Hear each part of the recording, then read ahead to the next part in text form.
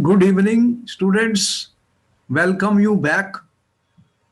What we have been talking to you last time, student, nucleophilic substitution reactions. And I told you this is a very important topic. Very important questions are coming on SN2 and SN1. I have told you two types of nucleophilic substitution reaction. What we have told you, students, SN2 versus SN1, student. Very important. Now the question is, we have told you primary alkyl halides, primary 1 degree alkyl halide students, when we will do nucleophilic substitution reactions, they are going to follow SN2 mechanism. SN2 mechanism. Which one? The order of reactivity. We have told you questions are coming in the paper. The order of reactivity is like this, student. Order of reactivity. A question is definite from this important question.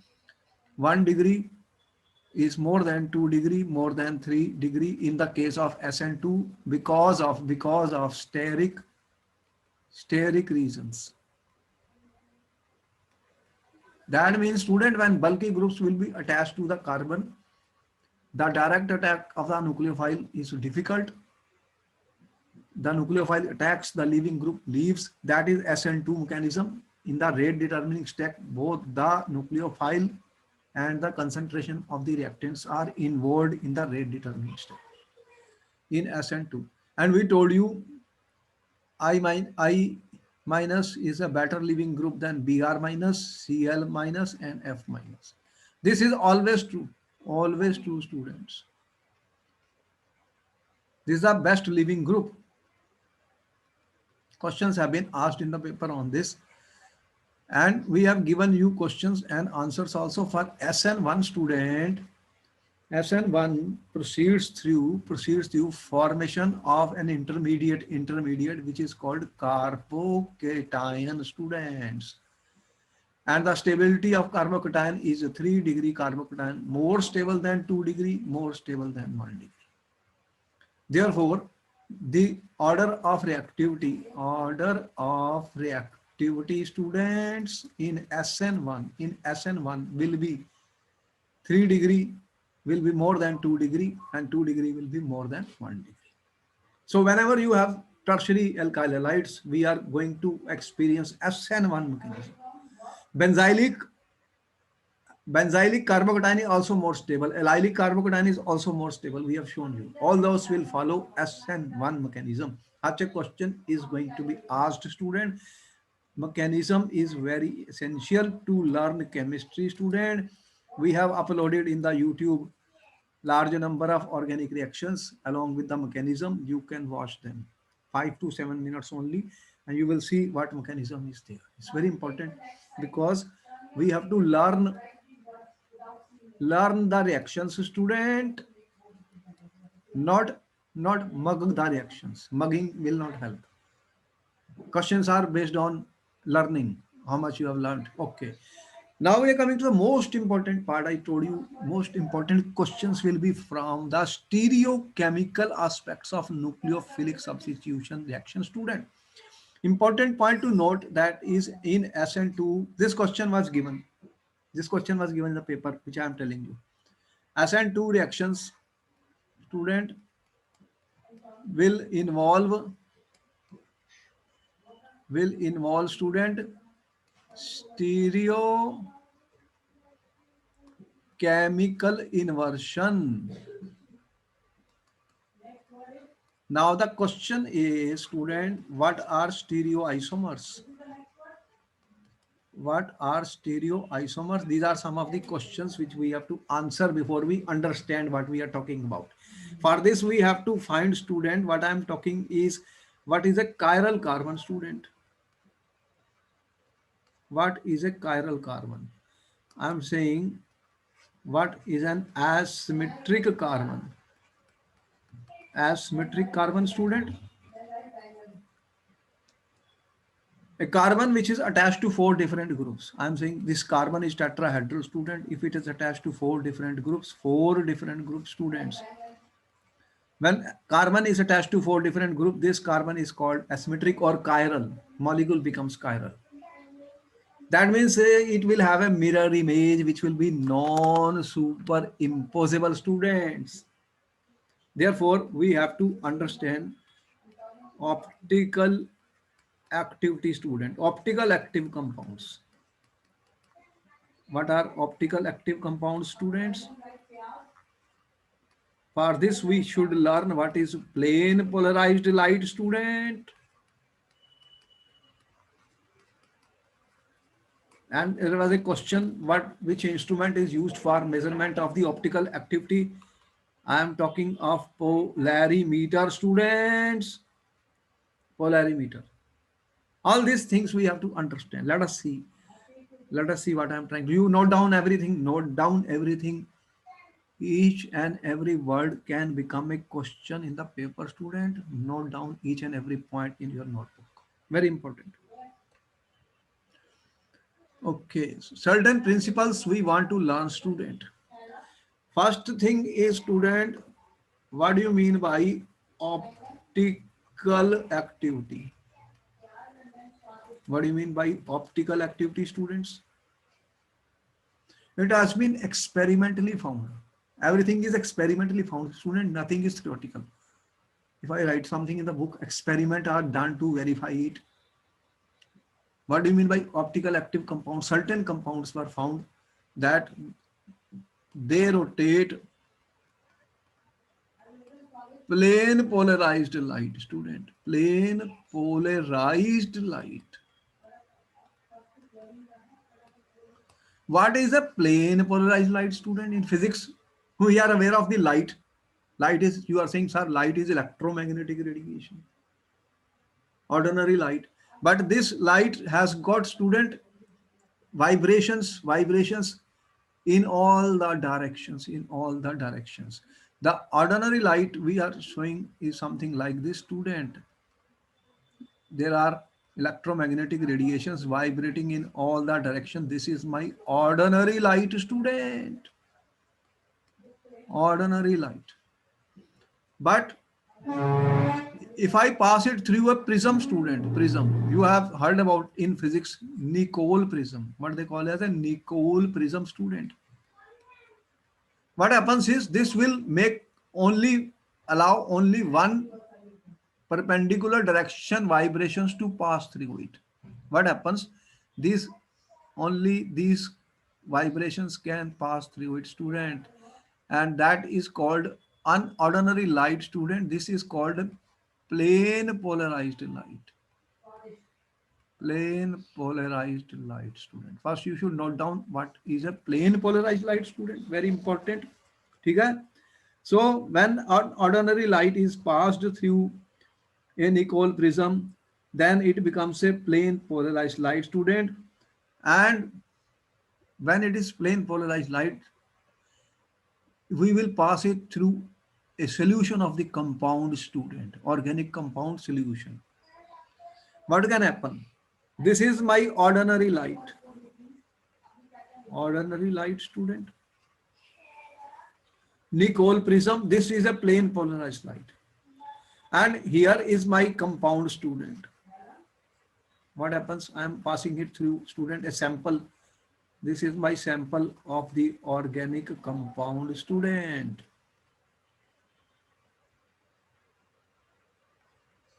And the name of the instrument is polarimeter, student, polarimeter.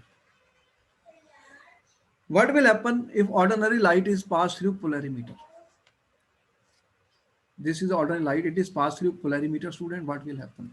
Now there are two possibilities. This plane polarized light can be rotated in clockwise direction. What happens, student? These are coming. This is my plane polarized light, student. Plane polarized light. This can be rotated in clockwise direction, student. If it is rotated in clockwise direction, this is called dextro, student. Small d. This is my small d, student. Such compounds are called dextro. They are rotated towards the clockwise direction, student. And this is Greek. Rotating clockwise is indicated by D, and we say plus sign. plus sign. And polarimeter measure the value of this, called the specific rotation, plus 13.5 degree, plus 25.6 degree. Like this, there will be some value which will come in the instrument, student. That is D means, plus means clockwise rotation, student. Another possibility is that this is a compound, student. If the compound rotates the plane polarized light, student, in anti-clockwise direction. This is anti-clockwise. This is called LEVO, student, and is represented by small l. And this is given a negative sign. Negative sign. So you can see that organic compounds which are chiral,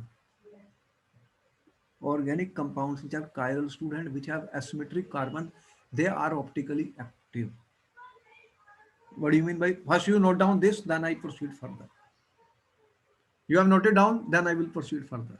You have understood what is a plane polarized light, what is dextro, and what is LEVO. Two types of compounds have been found experimentally, student. They are mirror images of each other. They are called optically active compounds. Okay. Now what is the condition? Which compounds will be optically active, student? There is a condition for everything in chemistry. ठीक है जी, हर चीज के लिए chemistry में एक condition होती है, कौन से कंपाउंड ऑप्टिकली एक्टिव होंगे। अब ये सबसे पहले तो हम ये कह रहे हैं कि एक मॉलिक्यूलर एसिमेट्रिक की बात कर रहे हैं। क्या कर रहे हैं हम? मॉलिक्यूलर एसिमेट्री की बात कर रहे हैं, स्टूडेंट, कि मॉलिक्यूलर एसिमेट्री होती है। मॉलिक्यूलर एसिमेट्री क्या होती है, स्टूडेंट? कुछ ऐसे ऑब्जेक्ट्स हैं, आप देखेंगे, जो एसिमेट्री हैं, मतलब उनकी जो मिरर इमेज होती है उस पर वो नॉन सुपर इम्पोजेबल होते हैं, और कुछ होते हैं सिमेट्रिक, कुछ होते हैं एसिमेट्रिक। जैसे कि अगर मैंने ये सर्कल ड्रा किया, देखो इसकी अगर यहां मैं मिरर लगा दूं, स्टूडेंट, तो ये इसकी इमेज है, तो ये मिरर इमेज है, ये एक मिरर है जो मैंने शो किया, स्टूडेंट। तो मिरर इमेज है, इसको आप इसके ऊपर स्लाइड कर सकते हो, स्लाइड करोगे तो ये इसके ऊपर पूरा आ जाएगा। तो ये जो कंपाउंड है, student, they are superimposable. ये क्या है? सुपर इम्पोजेबल है ओवर इट्स मिरर इमेज।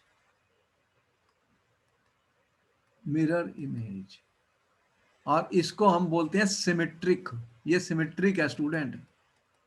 देखो, और एक चीज देखने वाली ये है कि इसके अंदर एक प्लेन ऑफ सिमेट्री है। ये देख रहे हो, प्लेन ऑफ सिमेट्री।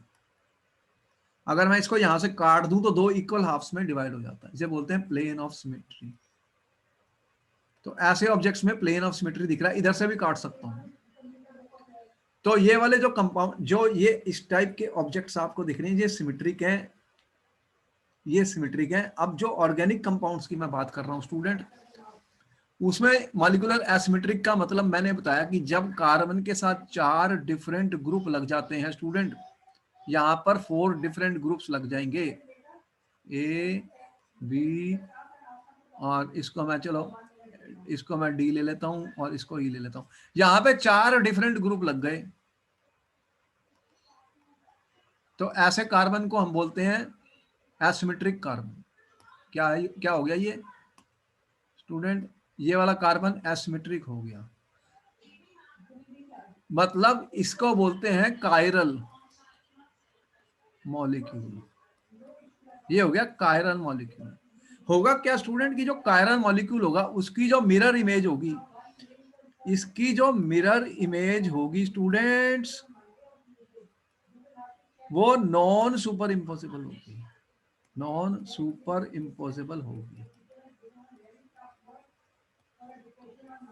तो ये जो मिरर इमेज इनकी बनेगी, स्टूडेंट, वो सुपर इम्पोसिबल नहीं है।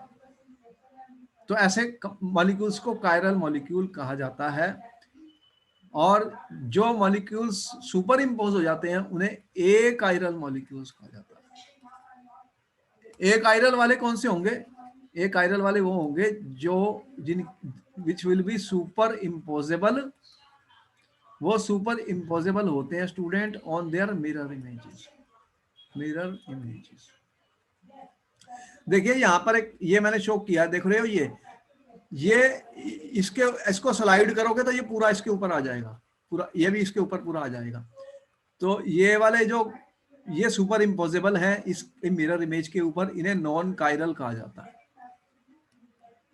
नॉन कायरल का मतलब एक कायरल कहा जाता है।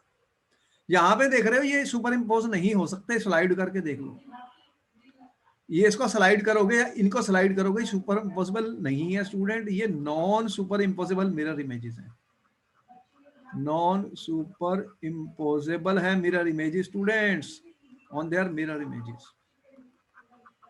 और ऐसे को हम बोलते हैं कायरलिटी, इसे बोलते हैं कायरल, इसे बोलते हैं कायरल। तो कायरल मॉलिक्यूल्स जो होंगे स्टूडेंट, ऑर्गेनिक केमिस्ट्री पढ़ रहे हैं हम, ऑर्गेनिक केमिस्ट्री पढ़ रहे हैं जितने भी कायरल मॉलिक्यूल्स होंगे स्टूडेंट्स, हम जो कह रहे हैं कि जो कायरल मॉलिक्यूल्स होंगे, क्या होंगे स्टूडेंट्स, कायरल मॉलिक्यूल्स, मैं ये कह रहा हूं जो कायरल मॉलिक्यूल्स होंगे वो वाले मॉलिक्यूल्स जो होंगे स्टूडेंट, उनकी एक मिरर इमेज होगी जो कि नॉन सुपर इम्पॉसिबल होगी, नॉन सुपर इम्पॉसिबल होगी स्टूडेंट्स। और उनको हम बोलते हैं एनांशियोमर्स, उनको क्या बोलते हैं, एनांशियोमर्स। और ये जो एनांशियोमर्स हैं ये स्टीरियो आइसोमर्स हैं, they are stereo isomers student, ये क्या है, स्टीरियो आइसोमर्स, ठीक है, which are non superimposable on mirror images, mirror images. और ये क्या हो जाते हैं, ऑप्टिकली एक्टिव हो जाते हैं student, they are optically active students. मतलब कि एक एक एक वाला जो होगा, एक डी होगा दूसरा एल होगा। ऑप्टिकल एक्टिव में मैंने बताया एक डी होते हैं और एक एल होते हैं, तो डी वालों को हम प्लस से शो कर रहे थे, एल को माइनस से। तो एक्सपेरिमेंट कर सकते हैं पोलैरिमीटर से, उसमें वैल्यू आ जाएगी हमारी जो उनके मिरर इमेज होंगे, एक डी होगा और एक एल होगा, जिसमें कायरल मॉलिक्यूल होगा, जिसमें कार्बन जो होगा स्टूडेंट वो 4 डिफरेंट ग्रुप से जुड़ा हुआ, उसे एसिमेट्रिक कार्बन कहते हैं। यहां तक तुम्हें समझ में आ गया स्टूडेंट्स, बोलो, फिर मैं आगे चलता हूँ। यहाँ पे क्वेश्चन आने वाला पेपर में, मैं अभी दिखाने जा रहा हूँ आपको, एग्जांपल लेके बताने जा रहा हूँ कि कायरल मॉलिक्यूल्स कौन से हैं और एक कायरल मॉलिक्यूल कौन से हैं। इन पे क्वेश्चन आ चुका पेपर में, हर साल आता है। अब हमें समझ में आया कि ऑप्टिकल एक्टिव कंपाउंड्स क्या होंगे। आप देखो कि मैंने ये कंपाउंड ये लिखा है, ये देखो यहाँ पर मेरे पास ग्रुप लगे हुए हैं, ये है CH3 स्टूडेंट्स, देख रहे हो। और इसको मैं और अच्छे तरीके से दिखा देता हूँ ताकि तुम्हें समझ आ जाए मैं क्या कह रहा हूँ स्टूडेंट्स। देखो मैं ड्रा कर रहा हूँ, ये मेरे पास कार्बन है स्टूडेंट्स, ये डैश लाइन का आपको मतलब पता ही है क्या होता है स्टूडेंट, डैश लाइन वाला दिखा रहा हूँ, ये डैश लगा हुआ है। यहाँ पर देख रहे हो ये डार्क वेज लगी हुई है, और ये H है स्टूडेंट, और ये OH है। देखो ये टेट्राहेड्रल होता है कार्बन, टेट्राहेड्रल होता है कार्बन स्टूडेंट। अब आप देख रहे हैं स्टूडेंट कि इस कार्बन के पास 4 ग्रुप हैं, 1 2 3 4, लेकिन 2 ग्रुप सेम है। आप देख रहे हो ये और ये ग्रुप सेम है, तो ये कार्बन जो है ये एक कायरल है, मैंने ए लिखा है स्टूडेंट, ये एसिमेट्रिक नहीं है, इसके अंदर 4 डिफरेंट ग्रुप नहीं है। और इसकी अगर मिरर इमेज होगी स्टूडेंट्स, जो भी मिरर इमेज होगी वो सुपर इम्पोसिबल हो जाएगी। अगर वो सुपर इम्पोसिबल हो गई तो ये आइसोमर नहीं बनेगी, ये ऑप्टिकली एक्टिव नहीं है स्टूडेंट, ये मॉलिक्यूल कायरल नहीं है, नॉट कायरल। नॉट कायरल को एकायरल कहते हैं, नॉट कायरल कह रहा हूं। समझ में आई? जैसे यहां पर आपने देखा इसकी मिरर इमेज ये बनी हुई है, देखो ये है, और ये सुपर इम्पोजेबल है, इसको आप रोटेट कर दो 180 डिग्री से तो यही आ जाएगा।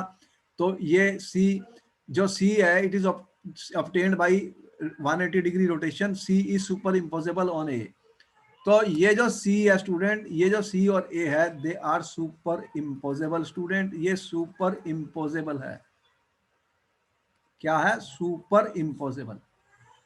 जब किसी की मिरर इमेज, किसी भी मॉलिक्यूल की मिरर इमेज सुपर इम्पोजेबल हो जाएगी, किसी भी मॉलिक्यूल की मिरर इमेज सुपर इम्पोजेबल हो जाएगी, तो ऐसे कंपाउंड्स को हम क्या बोलेंगे स्टूडेंट्स? Optically inactive.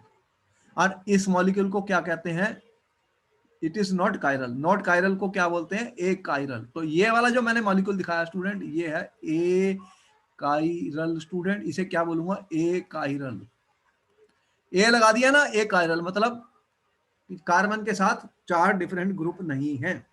तो ये कंडीशन है, this is a condition for any molecule to show optical isomers, जिनका नाम मैंने आपको बताया, जिन्हें एनेंशियोमर्स कहा जाता है। आप देखिए कि मैंने क्या किया, यहां तक तुम्हें समझ में आया। अब आगे जा रहा हूं।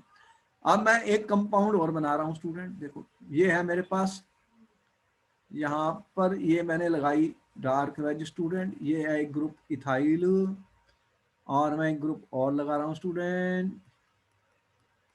इसको बोलते हैं मिथाइल।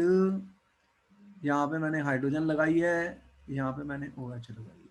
देखो अब इसका मतलब आपको समझ में आ रहा, ये तो मेरी तरफ आ रहा ग्रुप ऑब्जर्वर की तरफ जो डार्क वेज है, और डैश का मतलब ये पीछे जा रहा है क्योंकि ये टेट्राहेड्रल है स्टूडेंट, 3 डायमेंशनल पिक्चर है।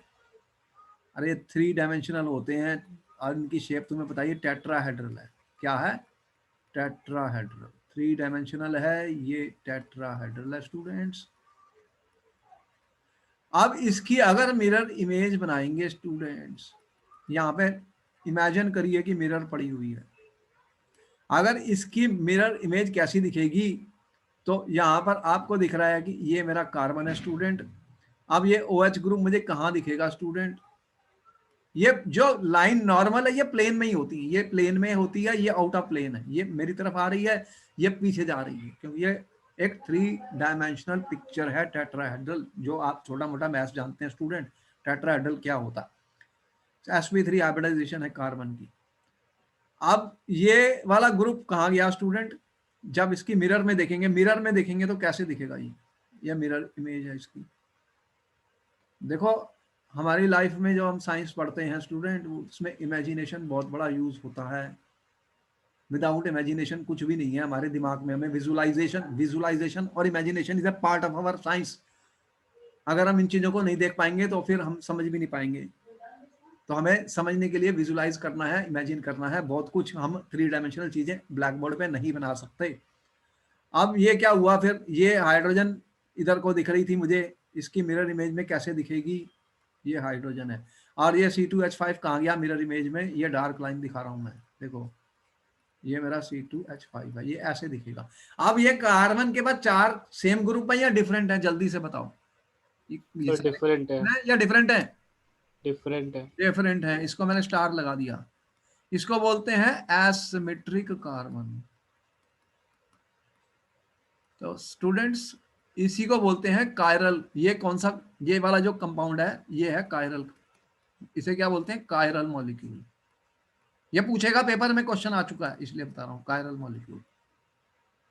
तो कायरल मॉलिक्यूल है, इसकी जो मिरर इमेज है, बताओ ये सुपर इम्पोसिबल है या नॉन सुपर इम्पोसिबल है? लगाओ इमेजिनेशन, विजुअलाइजेशन करो। Will it be superimposable और non superimposable students? Sorry, non superimposable. Non superimposable. अच्छा, very good, non superimposable. तो इनको क्या बोलते हैं? Stereoisomers which are non superimposable. उन्हें क्या बोलते हैं स्टूडेंट? स्टीरियो, क्योंकि इनकी पोजीशन स्पेस में डिफरेंट है। ग्रुप तो सेम ही है, स्पेस में पोजीशन जो है सब्स्टिट्यूएंट्स की, जो भी ग्रुप लगे हुए हैं वो उनकी पोजीशन चेंज हो गई है। इन्हें बोलते हैं एनेंशियोमर्स। उसने पूछा था क्वेश्चन पेपर में, व्हाट आर एनेंशियोमर्स? तो इनको हम एनेंशियोमर्स कहते हैं स्टूडेंट। अब ये ऑप्टिकली एक्टिव होंगे। ये क्या होंगे? ऑप्टिकली एक्टिव कंपाउंड्स होंगे स्टूडेंट्स। तो कैसे पता लगेगा ये ऑप्टिकली एक्टिव होंगे? कौन सा इंस्ट्रूमेंट यूज किया? ये उसने क्वेश्चन पेपर में पूछा था 2 साल पहले। कौन सा इंस्ट्रूमेंट यूज करोगे पता करने के लिए कि ये ऑप्टिकली एक्टिव है या नहीं है? बताओ, जल्दी से बताओ, 30 सेकंड होते हैं, हर क्वेश्चन का आंसर 30 सेकंड में देना है। कौन सा इंस्ट्रूमेंट यूज किया? अरे फिजिक्स में भी पोलैरिटी में। पोलैरिटी नहीं, पोलैरीमीटर सही लिखना सारा। पोलैरीमीटर एक इंस्ट्रूमेंट होता है स्टूडेंट। फिजिक्स में भी यूज होता है। तो उससे ये मेजर कर लेते हैं, एक डी होगा और एक एल होगा। एक डेक्स्ट्रो होगा डी, उसको प्लस साइन से रिप्रेजेंट किया जाता है, दूसरा एल होगा उसे माइनस साइन से रिप्रेजेंट किया जाता है। ये क्लॉकवाइज रोटेट करेगा प्लेन पोलराइज लाइट को, ये एंटी क्लॉकवाइज रोटेट करेगा प्लेन पोलराइज, और इनकी वैल्यू मिलेगी हमें, इसे बोलते हैं अल्फा की वैल्यू स्पेसिफिक रोटेशन। तो इनकी स्पेसिफिक रोटेशन की वैल्यू कोई होगी, वो हमें इस मशीन से मिल जाएगी। यहां तक समझ में आया तुम्हें? बोलो आगे चलता हूँ। अब यस ये सर। क्वेश्चन करने जा रहे हैं, पहले सोच लो, कोई डाउट है तो पूछ लो। ठीक है, यस सर। ओके चलो आगे चलते हैं। Yes sir. अब देखो स्टूडेंट्स कि मैंने यहाँ पर एक कंपाउंड लिखा है, यहाँ पे एक कंपाउंड लिखा है स्टूडेंट, आप देख रहे हैं, ये C2H5 है, C2H5 है, ये OH है, CH3 है, ये H है स्टूडेंट। अब इसकी मिरर इमेज मैंने यहाँ पे दिखाई है, बताओ कि ये कायरल है या ये कायरल है? ये वाला सर कंपाउंड अकायरल है। कायरल है, मतलब इसके अंदर एक एसिमेट्रिक कार्बन है, ये वाला कार्बन। इसके साथ कितने ग्रुप लगे हुए हैं? 1 2 3 4। ये चारों ग्रुप सेम है डिफरेंट है? सर डिफरेंट है। डिफरेंट है। ऐसे कार्बन को क्या बोलते हैं स्टूडेंट्स? एसिमेट्रिक। सिमेट्रिक का मतलब सेम, एसिमेट्रिक का मतलब सेम नहीं है। इसका मतलब प्लेन ऑफ पोलराइज लाइट नहीं होता, मतलब इसके अंदर कोई प्लेन नहीं होता जो इनको दो इक्वल हाफ्स में डिवाइड कर सके। ये भी एक इंपॉर्टेंट पॉइंट है। ये छोटा सा मैथ्स है, विजुअलाइजेशन है और कुछ भी नहीं। तो अब हमने कहा कि हमने आपको क्वेश्चन दिया, क्या दिया मैंने? मैं कह रहा हूं स्टूडेंट 1 क्लोरोब्यूटेन, दूसरा मैंने दिया 2 क्लोरोब्यूटेन, तीसरा मैंने क्वेश्चन दिया स्टूडेंट 2 3 डाई हाइड्रोक्सी प्रोपेनॉल। अब बताओ कि कौन से मॉलिक्यूल, कौन इनमें से कौन सा कायरल है और कौन सा एकायरल है? Which is student chiral and which is a chiral molecule? ये क्वेश्चन आ गया पेपर में, आया हुआ ये पेपर में, इसलिए दे दिया। चलो जल्दी से बताओ, 1 मिनट का वक्त है आपको, 1 मिनट मिलेगा। ड्रा करो, कोई शॉर्टकट नहीं होता, पहले ड्रा कर लो उसके बाद बताना। ड्रा करने के बाद ही बता सकते हो स्टूडेंट, बिना ड्रा किए कुछ भी नहीं आता। कोई भी स्टूडेंट शॉर्टकट ना करे, कोई मगिंग ना करे, जो भी है सीख लो। लर्न करना है, लर्न करना है, बार बार कह रहा हूं, लर्न करना है स्टूडेंट, लर्न करना है। जो लर्न करेंगे वही पेपर में आंसर कर पाएंगे। रट्टेबाजी का टाइम खत्म हो चुका है, मगिंग नहीं चलती। इतनी किताबें मैं कहां से रट लूंगा, पॉसिबल ही नहीं है। बेसिक कंसेप्ट्स को समझना है स्टूडेंट्स, इनको पहले ड्रा करो। एक से ज्यादा कायरल कार्बन भी हो सकते हैं, ये जरूरी नहीं है कि मैं एक ही दिखा रहा हूं तो एक ही। सारे कार्बन्स को स्टडी करो, क्या उनमें कोई कायरल कार्बन है या नहीं, करो फिर स्टडी और आंसर बताओ।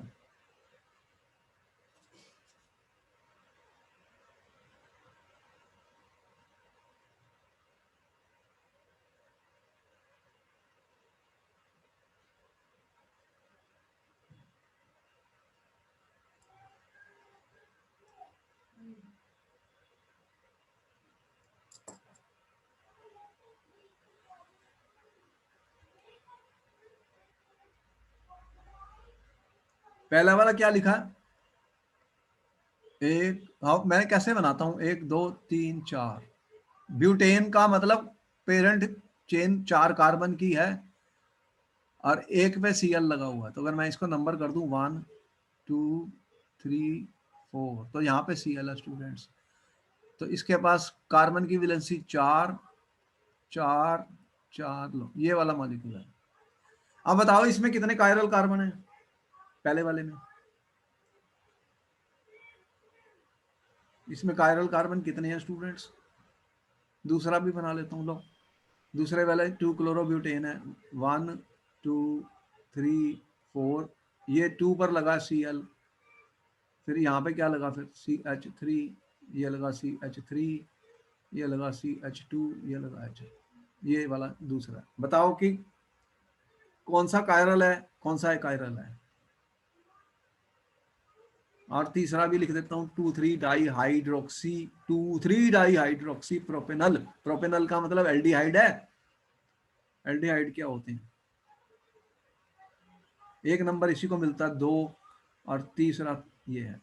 अब ये 2,3 डाई हाइड्रोक्सी कह रहा है स्टूडेंट, तो OH इधर लगाओ, एक OH इधर लगाओ, ये 3 नंबर था, तो ये क्या हो गया, CH2, ये हो गया CH। चलो, ये इनके स्ट्रक्चर मैंने बना लिए। पहले स्ट्रक्चर ही बनाने पड़ते हैं स्टूडेंट्स। अब बताओ कि कौन सा कायरल है, कौन सा एकायरल है। एक क्वेश्चन पेपर में आने वाला है इनके ऊपर। ये बहुत इंपॉर्टेंट कंसेप्ट है ऑप्टिकल एक्टिविटी, कौन सा कायरल है और कौन सा कायरल है। जल्दी से बताओ, बोलो किसने आंसर लिखा है। और कौन सा दिया मैंने, ब्रोमो आइडोमिथेन, क्वेश्चन 4 है। ब्रोमो आइडोमिथेन का मतलब क्या हुआ स्टूडेंट, CH, एक Br है, एक Cl है और एक I है। ये क्वेश्चन 4 है। और क्वेश्चन 5 कौन सा स्टूडेंट मेरा, क्वेश्चन 5,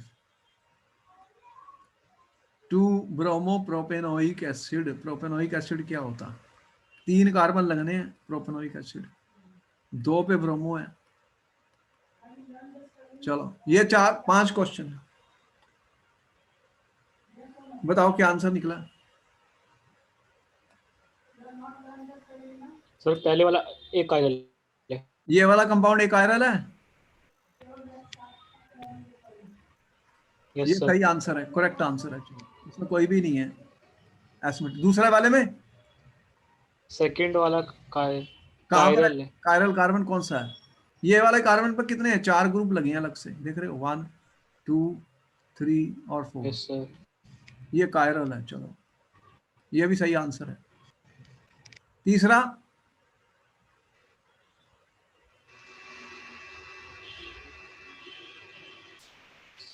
सर ये भी कायरल है। ये देखो, ये वाला कार्बन, ये मैंने जो मार्क किया स्टूडेंट, ये 4 ग्रुप लगे हुए हैं अलग से, 1, 2, 3 और 4, ठीक है, तो ये भी कायरल है। चलो, ये भी सही है। ये वाला, सर ये भी कायरल है। इसमें 4 डिफरेंट ग्रुप लगे हुए हैं, 1, 2, 3, 4, दिख रहे हैं स्टूडेंट, तुम्हें दिख रहे हैं, यस सर। ये भी कायरल है, वेरी गुड। चलो, लास्ट वाला, ये भी कायरल है। यहाँ पे ये वाला कार्बन जो है, इसके साथ 4 डिफरेंट है, ये कायरल है। तो एग्जाम में अगर ऐसे क्वेश्चन आते हैं हम कर सकते हैं स्टूडेंट, कोई डिफिकल्टी लग रही है तुम्हें। 2 टाइप के क्वेश्चन है भाई, एक एकायरल मॉलिक्यूल्स हैं और एक कायरल है। ऑप्टिकल एक्टिव कौन से होंगे, एकायरल या कायरल, जल्दी बताओ। क्वेश्चन कैसे भी बन सकता है, ये ऑप्टिकली एक्टिव होंगे। क्यों, क्योंकि इनकी एक मिरर इमेज बनेगी। आपने मिरर लगा दी जो मैंने शो कर रहा था, वो क्या होगी, नॉन सुपर इम्पॉसिबल। और ऐसे स्टीरियो आइसोमर्स को क्या बोलते हैं, बार बार पूछ रहा हूं क्योंकि ये क्वेश्चन पूछा जा चुका है, एनांशियोमर्स। इन्हीं को एनांशियोमर्स कहा जाता है। एक डी होगा स्टूडेंट प्लस वाला और एक एल होगा माइनस वाला। बोलो सही है।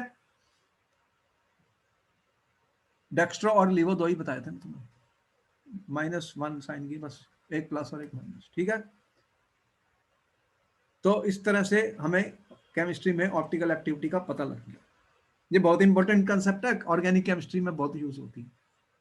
बहुत सारे एक्सपेरिमेंट किए जाते हैं स्टूडेंट, उसके बाद ही ये सारी बातें हम बता रहे हैं, और फिर विजुअलाइजेशन और इमेजिनेशन करके हम आपको मिरर इमेज बता रहे हैं, भाई देखो ये एनांशियोमर बन गए। आगे चलूं, यहां तक यस नोट सर। कर लिया।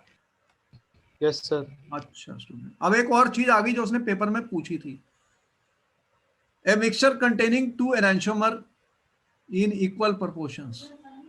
अब देखो, एक मिक्सचर बन गया मेरे को पास स्टूडेंट, उसमें 50% डी बना और 50% एल बन गया। इसका क्या मतलब हुआ, डी वाला प्लस होता है और एल वाला माइनस होता है, तो टोटल कितना फिर रोटेशन रहेगी कंपाउंड की, जल्दी बताओ, टोटल रोटेशन कितनी हुई।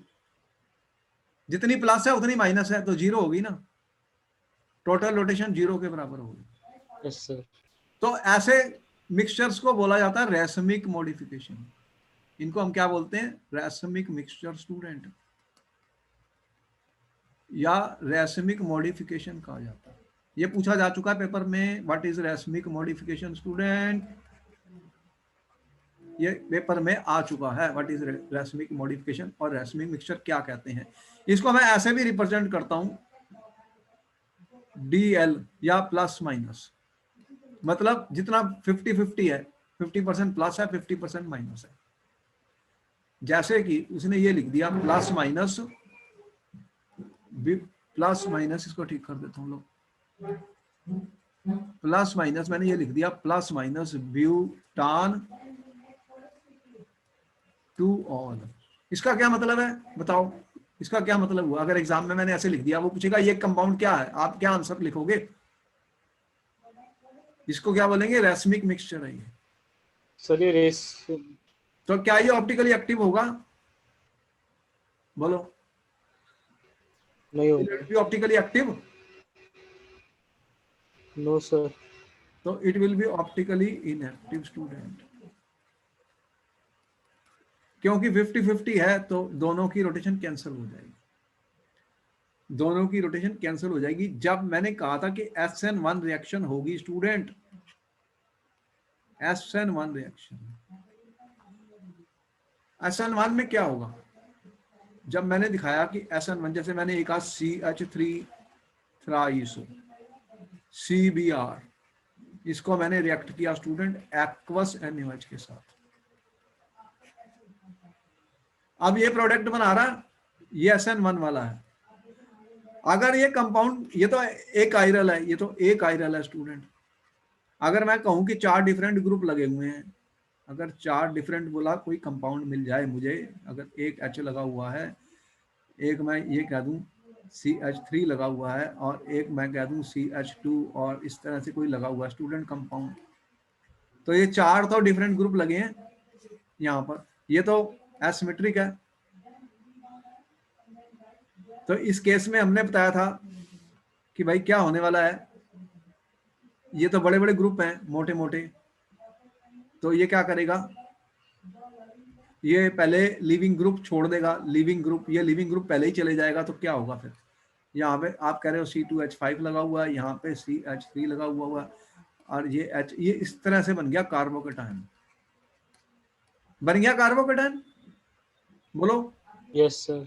अब कार्बोकेटायन जब बन गया, तो अब स्टोरी क्या है स्टूडेंट्स, कि ये sp3 हाइब्रिडाइज था, और ये क्या है sp2, ये तो था कायरल, और ये जो बना है ये एक कायरल है, इसके पास अभी कोई भी 4 ग्रुप डिफरेंट नहीं है। लेकिन इसकी ज्योमेट्री क्या होती है sp2 हाइब्रिडाइज्ड की? ये प्लेनर मॉलिक्यूल होता है। ये क्या होता है? प्लेनर स्टूडेंट, मतलब ये कार्बन है, ये इस तरह का है प्लस, प्लेनर है स्टूडेंट, देख रहे हो ये प्लेनर है, C2H5 और CH3, ये प्लेनर है स्टूडेंट। अब क्या होगा, अब क्या होगा जब इसके ऊपर अटैक होगा न्यूक्लियोफाइल का? अब न्यूक्लियोफाइल देखो, ये ऊपर और नीचे से अवेलेबल है न्यूक्लियोफाइल, अगर ऊपर से आया, जितना ऊपर से आएगा उतना नीचे से भी आ सकता है, बात समझी? 50-50 बनेगा, तो 50% ये स्टूडेंट्स D बन जाएगा और 50% L बन जाएगा। तो इस केस में जो प्रोडक्ट हमारे बन रहे हैं, जो प्रोडक्ट बन रहे हैं स्टूडेंट, कौन से प्रोडक्ट बन रहे हैं स्टूडेंट? आपके C2H5, ठीक है, और एक आपके पास H है और एक CH3 है, और दूसरा बन रहा है OH C2H5 HCH3, देख रहे हैं स्टूडेंट्स, ये एक दूसरे के मिरर इमेजेस होते हैं। तो 50-50 बने हैं, 50 D बना है और 50 L बना है, मतलब DL बना है ये, इसको मैं प्लस माइनस लिख रहा हूं। तो बताओ ये कंपाउंड ऑप्टिकल एक्टिव होगा या इनएक्टिव होगा जो बना है? तो SN1 रिएक्शन में स्टूडेंट, ये क्वेश्चन पेपर में आ चुका है, SN1 की बात कर रहा हूं मैं, इसको ठीक कर लो, ये क्वेश्चन पेपर में आ गया, ऑलरेडी इंपॉर्टेंट है। SN1 के अंदर जो प्रोडक्ट बनते हैं, अगर कायरल कंपाउंड है, तो क्या बनता है, रैसमिक मिक्सचर बनता है। बोलो सही है गलत है, जल्दी से बताओ। Yes sir. और SN2 में क्या बनता है, जल्दी से बताओ। ये भी पेपर में पूछा जा चुका है क्वेश्चन। अगर SN2 रिएक्शन होगी तो कॉन्फ़िगरेशन पे क्या फर्क पड़ेगा, ऐसा ही क्वेश्चन आने वाला है, जल्दी बताओ। ये इन्वर्शन ऑफ कॉन्फ़िगरेशन हो जाती है। क्या होती है, इन्वर्शन ऑफ कॉन्फ़िगरेशन हो जाती है स्टूडेंट। डी के एल बन जाएगा, एल का डी बन जाएगा। बोलो सही है या गलत है, जल्दी बताओ। Yes sir. ये इंपॉर्टेंट है, यही इंपॉर्टेंट है यहाँ पर बात। जैसे वाल्डन इन्वर्जन कहते हैं। हाँ, वाल्डन ने ये डिस्कवर किया था, उसी के नाम से वाल्डन लो, मैं ये वाल्डन भी डाल देता हूँ। वाल्डन साइंटिस्ट था जिसने ये स्टडी किया था, उसी के नाम पे आ गया वाल्डन इन्वर्शन। WAL भी डाल देता हूँ, वाल्डन इन्वर्शन। ठीक है, लो स्पेलिंग ठीक कर देता हूँ ताकि आपको कोई डाउट ना हो। Okay, WALLDN, Walden, Walden scientist का नाम है स्टूडेंट्स। ओके, तो यहां तक स्टोरी समझ में आ गई हमें। बोलो कोई डाउट है किसी को? तो क्वेश्चंस के लिए तैयार हैं जो एग्जाम में आए थे, जो क्वेश्चन पेपर में आए थे उनको लेके आ गए हम। देखो क्वेश्चन आ गया पेपर में, कह रहा है कि identify chiral and achiral molecules in each of the following pair compounds wedge and dash representation according to. ये आपको स्टूडेंट्स हमने दी हैं क्वेश्चंस, इन्हें क्या बोलते हैं, वेज एंड डैश डायग्राम्स। आपको पता ही है 11th में आपने पढ़ा था what is wedge and dash diagram. 3 dimensional होते हैं जो 2 डायमेंशन ब्लैक बोर्ड पे दिखाए जा रहे हैं स्टूडेंट्स। चलो पहले का आंसर बताओ। ये कायरल है। ये वाला कंपाउंड है और एक ये है। फर्स्ट वाला कायरल है या एकायरल है, जल्दी बताओ। Sir chiral. ये कायरल है, अच्छा, क्योंकि यहाँ पे ये कार्बन लग रहा है, इसके साथ कितने 4 डिफरेंट ग्रुप लगेंगे। ये वाला कायरल है या एकायरल है, जल्दी बताओ। Sir achiral. 2 ग्रुप सेम हो गए, तो यस ये सर। एकायरल है। ये सही आंसर है। चलो नेक्स्ट पे बताओ। एक से ज्यादा कार्बन हो सकते हैं, जितने भी कार्बन है सबको स्टडी करना है। ये नहीं कि एक कार्बन को स्टडी करोगे, सारे कार्बन को चेक करके बताओ कौन सा कायरल है कौन सा एकायरल।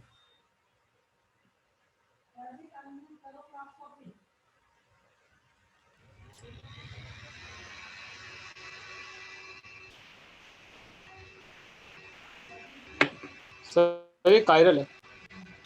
कौन सा कार्बन है इसमें जो कायरल है, कार्बन का नंबर बताओ। सर ये जो OH अरे नंबर बताओ, एग्जाम में लिख रहे हो नंबर, ये वाला OH एग्जाम में लिखोगे क्या, नंबर बताओ, स्पेसिफिक आंसर दिया करो। पहले नंबरिंग करके देख लो कंपाउंड की नंबरिंग कैसे होती है। एल्कोहल है ये, एल्कोहल की नंबरिंग करनी है तुम्हें, IUPAC नोमेनक्लेचर पढ़ा हुआ तुमने। Sir second. चलो अब बात ठीक निकली। चलो मैंने किया 1 2 3 4 5 कार्बन की चेन का कंपाउंड है स्टूडेंट। ये वाला डैश पीछे जा रहा है, ये आगे आ रहा है। ये वाला कार्बन है स्टूडेंट जिसके साथ 4 डिफरेंट ग्रुप हैं, 1 2 और ये और ये। तो ये वाला कार्बन जो मैंने रेड पेन से लगाया ये कायरल है। कौन सा कार्बन कायरल है, C2। समझ में आई, वो पूछेगा कौन सा कार्बन कायरल है एग्जाम में, आपने लिखना पड़ेगा C2। C3 वाला थोड़ी है, C4 वाला भी नहीं है, ये भी नहीं है। कितने कार्बन थे इसमें, 5 कार्बन थे, तो कायरल कौन सा था, C2 वाला। चलो नेक्स्ट पे आ जाओ। सर ये अकायरल है। कायरल है। Third carbon. एक या कायरल कह रहा हूँ या कायरल कह रहा हूँ, सर ए कायरल। क्यों है, रीजन बता दो फटाफट। सर इसमें दोनों साइड CH2 लगा ना देखो थर्ड यहाँ वाले पर में। अगर मैं कर दूं, ये एक प्लेन ऑफ सिमेट्री भी दिख रही है मुझे। ये बहुत इंपॉर्टेंट होता है, थोड़ा बहुत मैथ्स विजुअलाइजेशन, मैं बार बार कह रहा हूँ विजुअलाइजेशन। अरे स्टूडेंट साइंस के अंदर विजुअलाइजेशन और इमेजिनेशन बहुत काम करेगा। सॉलिड स्टेट बताऊंगा तो बहुत ज्यादा यूज होगा भाई।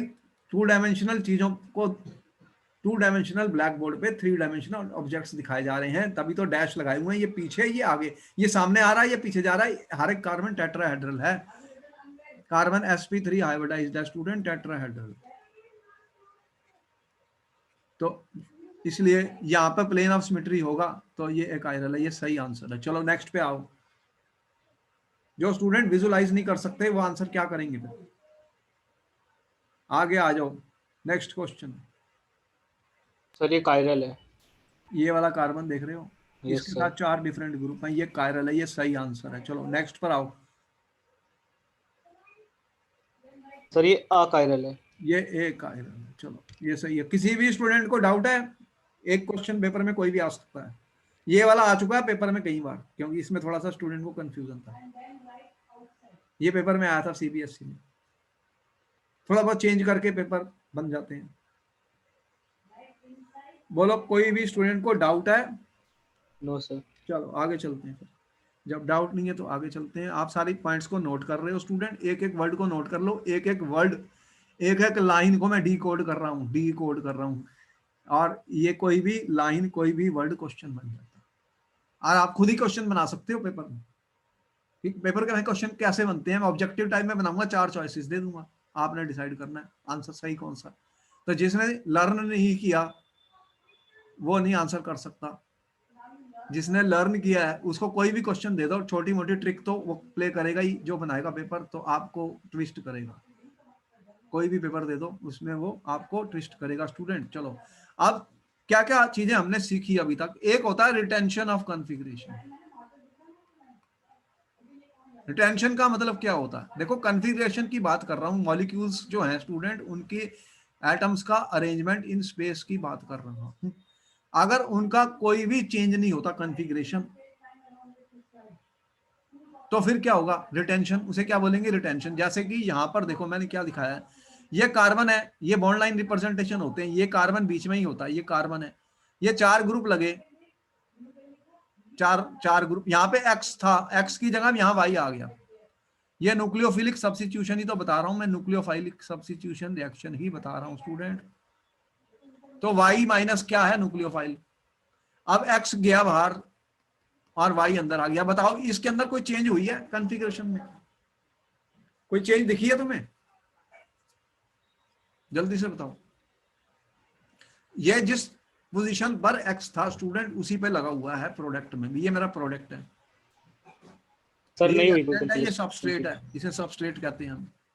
तो यहाँ पे रिटेंशन हुई है किसकी? कॉन्फ़िगरेशन की। इसे क्या बोला मैंने? Retention of configuration. No change, कोई भी चेंज नहीं। बोलो हो गया? अब आगे चलता हूं। देखो अब क्या हुआ। अब ये देखो कायरल है, ये कायरल मॉलिक्यूल है स्टूडेंट, देख रहे हो इसमें डैश लगे हुए हैं, 4 ग्रुप लगे हुए हैं अलग से, 1 2 3 4, 4 ग्रुप दिख गए। ये कार्बन है मेरा, ये वाला दिख गया। अब वाई, वाई जो है मेरा स्टूडेंट न्यूक्लियोफाइल आया, ये न्यूक्लियोफाइल है वाई माइनस, देख रहे हो ये न्यूक्लियोफाइल आया। अब यहां पर क्या हुआ है? जिधर एक्स था उधर ही वाई आया है। ये वाला क्या हुआ है बताओ? रिटेंशन, इन्वर्शन, क्या हुआ है यहाँ पर? जल्दी से बताओ। इस ए में क्या हुआ? रिटेंशन हुई है या इन्वर्शन हुई है? यहां से यहां पर बताओ, रिटेंशन है या इन्वर्शन है? क्या आंसर है आपका स्टूडेंट? सर रिटेंशन है। रिटेंशन हो गई। चलो सही है, नोट करते जाओ सारे। यहां पे क्या हुआ है? एक्स इधर था, लेकिन जो प्रोडक्ट बना स्टूडेंट, वाई कहां पर आया है? देख रहे हो, एक्स इधर था, ये वाई इधर आया। बोलो यहां पे क्या हुई है? ये क्या हुआ है? रिटेंशन, इन्वर्शन या सेम? इन्वर्शन। ठीक है, समझ में आ गया? अब एक केस में ये कह रहा है दोनों बन गए, ए और बी। तो यहां पर क्या हुआ फिर? ये क्या हुआ है? इसमें क्या हुआ? इस स्टेप में क्या हुआ? ये इन्वर्शन थी, ये रिटेंशन थी। इसको क्या बोलते हैं स्टूडेंट्स? मैं ऑलरेडी एक्सप्लेन कर चुका सर हूं। इसमें इसको क्या बोलेंगे? रेसिमाइजेशन हुई है। इसे क्या बोलते हैं? रेसिमाइजेशन। सर रेसिम इसे क्या बोलते हैं स्टूडेंट? रेसिमाइजेशन। तो ये 3 चीजें हो सकती हैं जब हम कोई भी रिएक्शन करेंगे। 1 2 एंड 3 पॉसिबिलिटीज। बोलो सही है? एक्सपेरिमेंट करके पता लग जाता है कि क्या हुआ। मैंने बताया एक्सपेरिमेंट पोलरीमीटर में डाल देंगे तो हमें आंसर मिल जाएगा। आगे चलूं? नोट कर लिया तुमने? Yes sir. कंक्लूजन पे आने जा रहे हैं। कंक्लूजन क्या है इनका? बहुत इंपॉर्टेंट बात बता रहा हूं, जो क्वेश्चन पेपर में आया था उसकी बात बता रहा हूं। ये बहुत रिपीट होता है क्वेश्चन का आंसर, बार बार आएगा। SN2 reactions of optical active halides are accompanied by inversion of configuration। आपको वो एक स्टेटमेंट देगा, नीचे चॉइसेस दे देगा या रीजनिंग असर्टिव दे देगा। अब आपको पूछेगा SN2 reactions of optical active compounds they are accompanied by inversion of the configuration। ये उसका एग्जांपल है, मैंने उसका एग्जांपल दिया आपको। देखो यहां पर क्या हुआ है, यहां पर Br था इस तरफ और यहाँ पे जो प्रोडक्ट OH आया वो इन्वर्शन हो गई है, देख रहा है इन्वर्शन। तो ये कौन सी रिएक्शन मैं कर रहा हूं स्टूडेंट, इन्वर्शन किस में होती है, SN2 में होती है। बोलो समझ में आ गया, क्लियर? Yes sir. अच्छा आगे देखते हैं। SN1 में क्या होता है कि मैंने कहा कि जब SN1 रिएक्शन होगी तो पहले कार्बोकेटायन बन जाएगा। क्या बनेगा स्टूडेंट, कार्बोकेटायन। कार्बोकेटायन एक sp2 हाइब्रिडाइज्ड है, ये एक प्लेनर मॉलिक्यूल है स्टूडेंट, प्लेनर है। आप देख लीजिए ये कैसे है, ये ऐसे दिख रहा है। अब क्या होगा, ये टूट गया, पहले ही बॉन्ड टूट गया, पहले ही ये ग्रुप छोड़ के चले गया, ये लीविंग ग्रुप पहले ही चले गया स्टूडेंट, लीविंग ग्रुप चले गया। अब इसमें चार, एक कार्बन के साथ 4 ग्रुप लगे हुए थे, वो sp3 था, ये sp2 हाइब्रिडाइज्ड है student. Carbon carbon sp2 hybridised है, ये कार्बन sp3। अब क्या हो सकता है स्टूडेंट, OH माइनस जो है दो तरफ से आ सकता है, 50-50 दोनों तरफ से आ सकता है OH। तो आपको प्लस भी मिला और माइनस भी मिला, प्लस वाला मतलब D वाला भी मिला और L भी मिला। कितना मिला, 50-50। तो आपको क्या मिल गया, 50-50 मिक्सचर स्टूडेंट। इसे ऐसे भी लिख सकते हो प्लस माइनस, तो 50-50 मिल गया DL। तो अब क्या हो गई है, SN1 में क्या हुई है फिर, रेसिमाइजेशन। इंपॉर्टेंट पॉइंट स्टूडेंट, इसको नोट किया जाए। सबसे इंपॉर्टेंट पॉइंट है स्टूडेंट, सबसे इंपॉर्टेंट क्वेश्चन मैंने आपको बता दिया, इसके ऊपर आपके पास आंसर क्वेश्चन आना ही आना पेपर में। Stereochemical aspects of SN1 SN2, इसके ऊपर क्वेश्चन आता है और इसको आप समझ लीजिए दिमाग में। तो SN2 will be accompanied by Walden inversion, SN1 reactions will be accompanied by racemization। जब कंपाउंड रेसिमिक बन गया तो क्या वो ऑप्टिकल एक्टिव होगा मिक्सचर या इनएक्टिव होगा, जल्दी बताओ, क्या ये मिक्सचर ऑप्टिकल एक्टिव होगा या इनएक्टिव होगा? Inactive. So the mixture is optically inactive. कोई भी स्टेटमेंट, कोई भी लाइन क्वेश्चन बन सकती है, mixture is optically inactive students. तो आपको ये बात समझ में आ गई स्टूडेंट कि आज के लेक्चर में मैंने क्या बताया, की टेक अवे क्या है। की टेक अवे कहते हैं क्वेश्चन, जब लेक्चर हो जाता है तो उसमें एक की टेक अवे होता है। तो स्टूडेंट्स आपके पास की टेक अवे क्या है, आज के लेसन का की टेक अवे क्या है, जल्दी से बताओ। क्या मैंने मेन कंक्लूजन क्या है हमारा इतना बड़ा लेक्चर का, SN2 will be accompanied by inversion of the configuration and SN1 will be accompanied by racemization student, and this racemic mixture will be optically inactive, and we can use polarimeter student in order to find whether the given compound mixture is optically active or inactive। तो यहाँ पर ये खत्म हो गया। अब इसके आगे की रिएक्शंस को हम स्टडी करेंगे नेक्स्ट क्लास में, और हमारे साथ आपको क्वेश्चन आंसर, ये सब क्वेश्चन आए हुए हैं जो हम आपको बार बार करवा रहे हैं पेपर में, ये पेपर का ही क्वेश्चन है जो हमने लिखा, और हम पूरी कोशिश कर रहे हैं कि एक एक वर्ड आप समझ लें, लर्न कर लें, लर्निंग से ही आप कुछ कर पाएंगे। और फिर मैं आपको मिलता हूँ नेक्स्ट क्लास में। Thank you, good night.